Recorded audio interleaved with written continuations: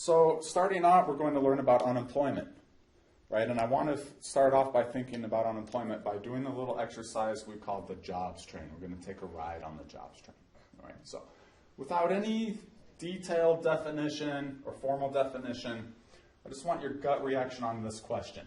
What is the optimal rate of unemployment? 4%. 4, 6, 8, 2. 2. If you thought that unemployment is bad and we ought to get rid of all unemployment, then the optimal unemployment rate is 0. And we want to get rid of all the unemployment in our economy. Okay, so let's start off by saying we're going to get rid of all the unemployment in our economy. And the economy is the classroom. And you all are the workers, people in the labor force looking for jobs, wanting to have jobs. Okay?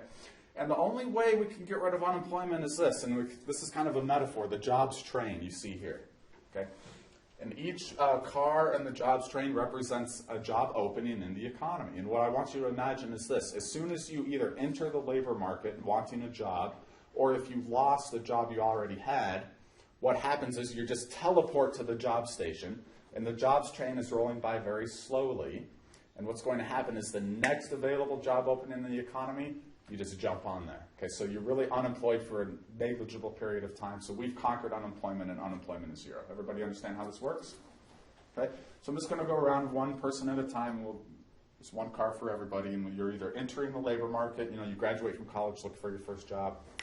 Bam, you're going to have one right now. As soon as you say, I want a job, you're going to have one.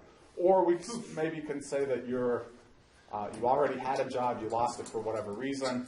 You're going to teleport right to the job station. We're going to put you into the next available car. You won't be unemployed for any length of time. Okay, so we conquer unemployment in the jobs train economy, 0% unemployment. Okay, so let's start here, Allison. Now I want you to tell me, what is the job you want or aspire to?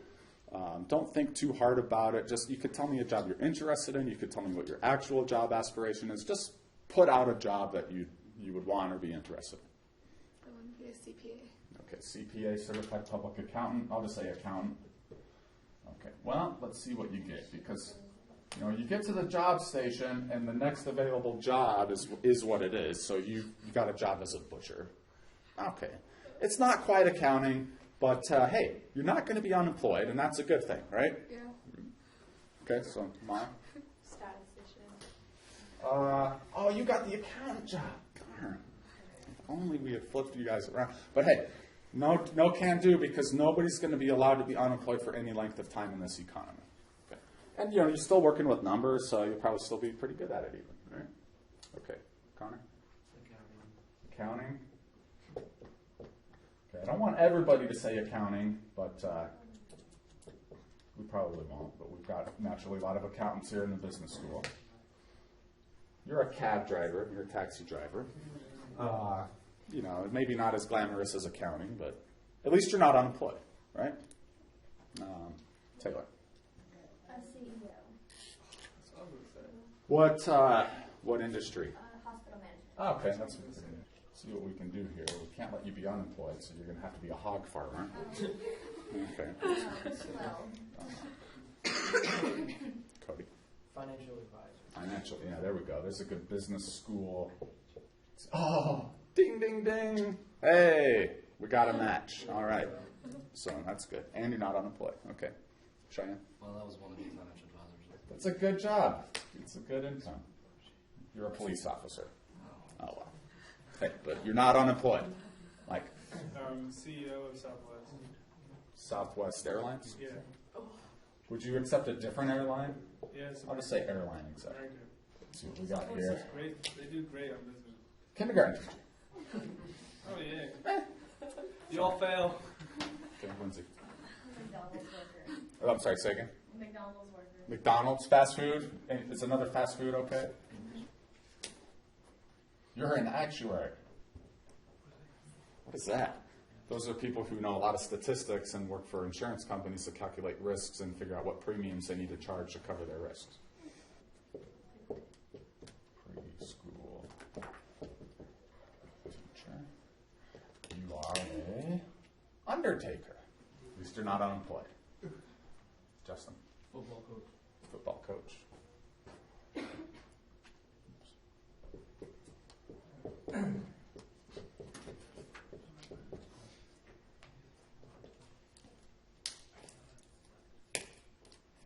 You're an economics professor.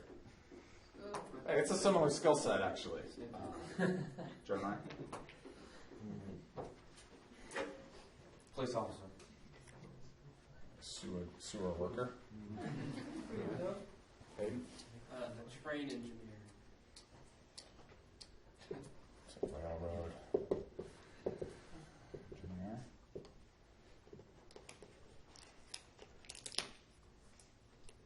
A waiter. Okay. Carlos? Lawyer.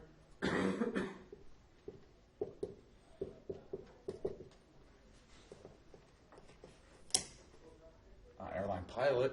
Oh, that would have been better for you, huh? We got Construction manager. construction manager.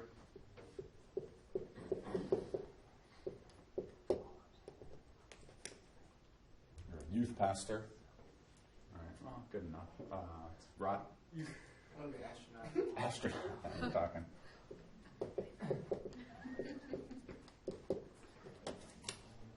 You're a computer programmer. I'm gonna be on And last but not least, accountant. another accountant. Staring accountant. Be creative, bro. Let's see what we got here. Be creative. You're an exotic dancer. Okay, so what's going on here? There's two things I want to think about. First off, I want to ask, how many of you, if this was actually the way the economy worked, Miserable. how many of you, first off, are happy in the job you got assigned to? How many? Pan over there to show, Rod, the show of hands. One. And Lindsay, she became an actuary. 2. Okay, so 2 out of 16 of us were happy with the job you were assigned. Okay, there's one big problem with this scenario. Second point is, how many think you're qualified for the job you got assigned and could actually do it competently?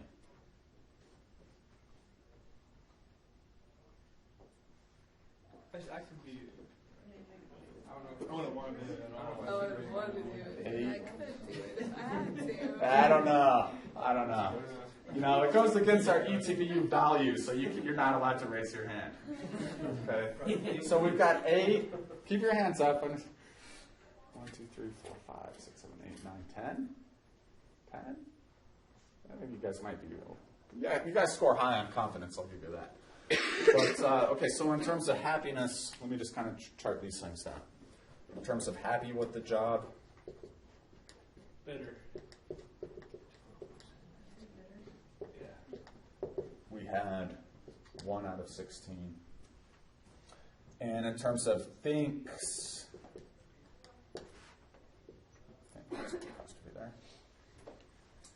so think you are qualified.